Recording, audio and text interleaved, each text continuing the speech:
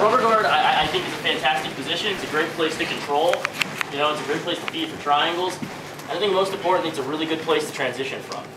The problem I have, like, when I watch a lot of people play a rubber guard is that they'll get into these ridiculous, like, ridiculous pretzel position messes.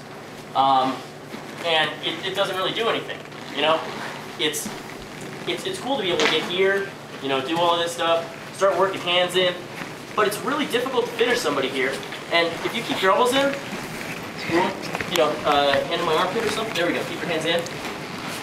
This is gonna be a pain in the butt, you know, for me to work from here. Like, just doing a couple of basic things, he can hang out here all day. So, yeah, there's some really valuable stuff from here. I mean, I do play the position a lot. It's something that I you know, I try to make a lot of use of. However, you know, hanging out here and getting into a lot of the complicated stuff, I see as just being, like, really, really unnecessary. You know, again, like, kind of the gist being, stay with what's practical, keep your guard progressive, keep moving, keep attacking. If I'm sitting here, we could spend a 6-minute match sitting here like this with neither one of us really doing anything. It's boring, you know, you're not really getting anywhere, you're fighting for inches. To me, you just end up in a bad stall here, you know, if I'm looking around fighting. Now, I mean, I'll use stuff like this as a control, but hanging out here and sitting in rubber guard for an entire match, usually not something that I want to do. So, kind of getting started. One of my favorite transitions, or one of my favorite, you know, ways to kind of get set up with it. Basic transition from a closed guard. I'm coming here, I'm up at an elbow, controlling posture, scooting my hips out.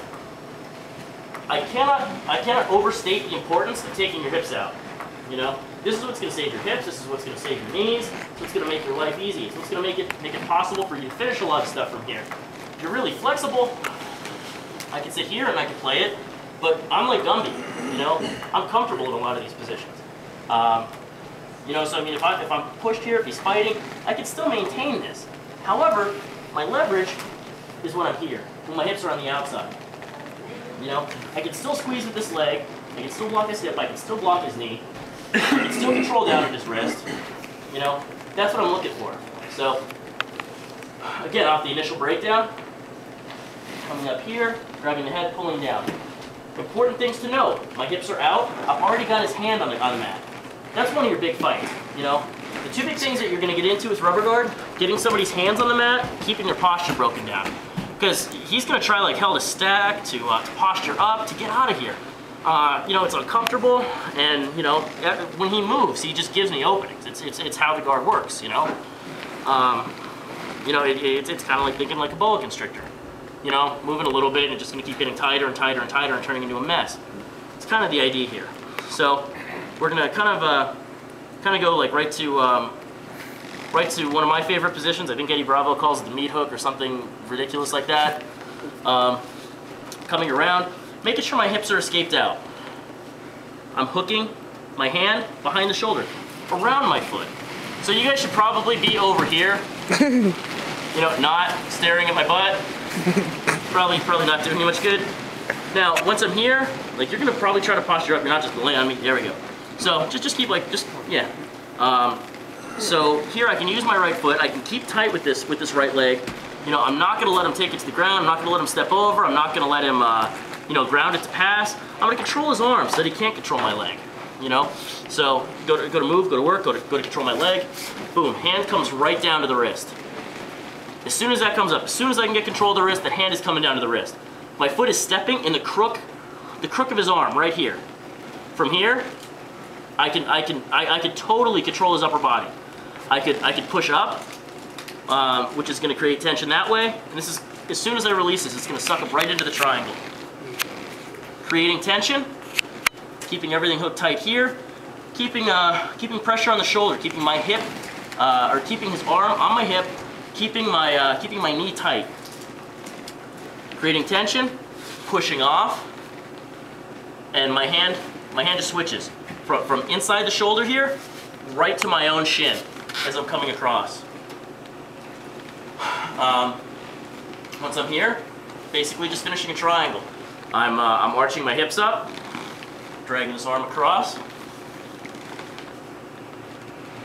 Pointing both toes on both feet up. Squeezing my knees together. Squeezing around the head, around the knee. Another finish that I like from here, if I can get underneath the opposite arm. You know, a lot of times it's hard to get underneath that opposite knee. People leave the arm there all the time. I can go here and finish. So, shoot that one more time. So, controlling, boom, my hips are out. I'm using my right foot to control his hip, control the knee. My left hand, anchored on his shoulder, wrapping around my foot. Key detail, around my foot. So, controlling here, hooking my hand on the shoulder, on the outside of the pectoral muscle. My foot's gonna jump. And maybe he's gonna go to grip my foot, the hand's gonna come up, boom. My foot goes right to the crook of the arm.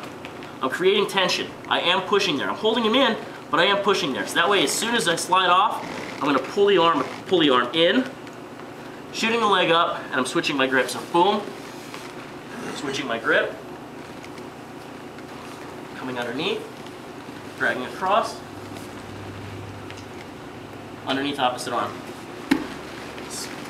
Let me steal somebody else to show that again.